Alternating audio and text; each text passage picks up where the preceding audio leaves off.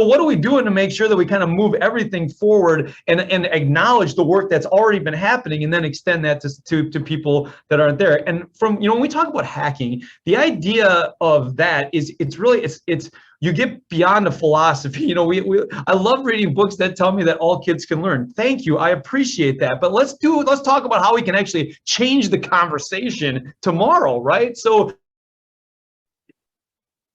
great work. We talk to our leaders about how do you put yourself in the right mindset to recognize what actually happens in these spaces, right? So I think about like when you get to school every day, what are the first 10 things that you do when you get to school? Right? Is it turn your computer on, check your email, take a look at the list?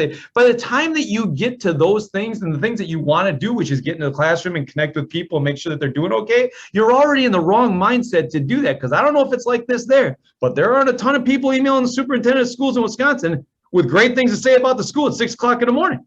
So then all of a sudden you're stuck doing all this kind of stuff that you don't want to do. And then you're in the wrong mindset when you go in the hallways to see the great things that are happening. So what are you doing to put yourself in the right mindset? So for me, I need to physically put myself in the right mindset to see those great things, which essentially means I need to get there before school because I need that. I need that. So I've been trying to get to school well before school starts, which means the unintended consequence of that, honestly, for me. This is the self-actualization that we're talking about, right? Knowing me, getting there to school early so I can have a couple minutes of downtime. The unintended consequence is when I walk to school and I walk through the hallways, there are only 3 groups on campus: custodians, kitchen staff, bus drivers. Who are 3 groups that often feel maligned by leaders and not heard by leaders? Custodians, kitchen staff, bus drivers. So if you're there to connect with them prior to that, they become the storytellers that Tony was talking about. They become invested in the process because they have a lot of clout when they leave that building.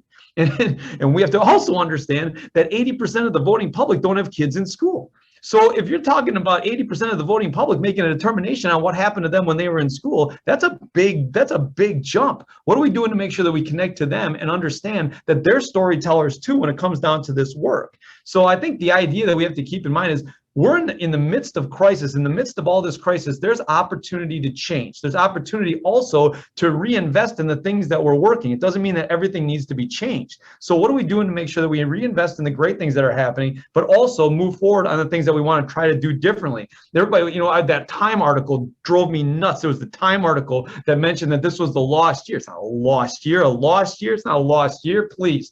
The only thing that's lost is the idea. I mean, think about it. Think about how we shifted. We were talking about how change happens glacially almost, right, in education, right? But what happened in the last year was we pivoted on a dime.